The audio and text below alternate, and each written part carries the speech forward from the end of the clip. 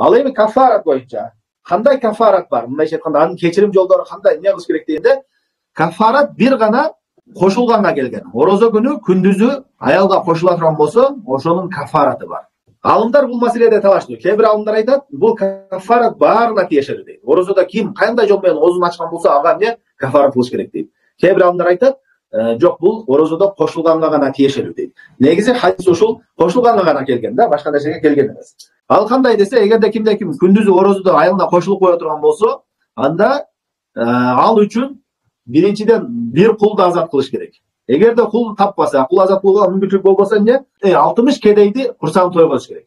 60 кедейди курсагын тойгоз керек. Аны да кыла албаса эмне? 60 күн катарынан орозо кармаш керек. Эсен бир күндүк орозонун ушунчалык эмеси бар. Ошон үчүн орозо күнү күндүзү кошулуудан сак болуш керек. Бул кимге? Ошол эркек адамга өзүнүн аялынан кошула турган болсо, ушундай болот орозодо. Эгерде аны да таппай турган болсо, кедей болсо, эчтекеси жок, кулду азат кыла албайт, 60 кедейди да тойгоз албайт, анда жана ошондой эле 60 күн орозо да кармай албай турган болсо, анда алымдар айтышат, ага үзүрлүк ал мойнунан түшөт дейт да. Эмнеге дегенде, жана хадисте келет, бир киши Пайгамбар саллаллаху алейхи келди. Я Расулаллах, халак, мен курадым, өлдүм дегенде, ва ма халак, сен эмне кураттың, эмне өлтүрдү дейт. Ошондо мен күндүзү аялым менен кошулуп койдум дейт орозодо. Ошондо Пайгамбар саллаллаху алейхи айтты, он кул сен кул азат кыла аласыңбы дегенде, жок дейт. 60 кедейди тамактандыра аласыңбы дегенде, жок дейт. Андан кийин айтат, 60 күн орозо кармай аласыңбы дегенде, жок, мен ушу орозо кармай албай, ошо аялыма кошулдум дейт да. Чыдабай, 60 күнгө чыдабайм дегенде. Ошондо айтат, Пайгамбар саллаллаху алейхи эчтеке таппагандан кийин Пайгамбар бир аз курма берет жанагыга. Бир кишиге курма берип, мынаны бир кедейлерге садака кылып кой дейт. Бул курма ал Пайгамбар кафарасы үчүн берген жок жанагы ордуна.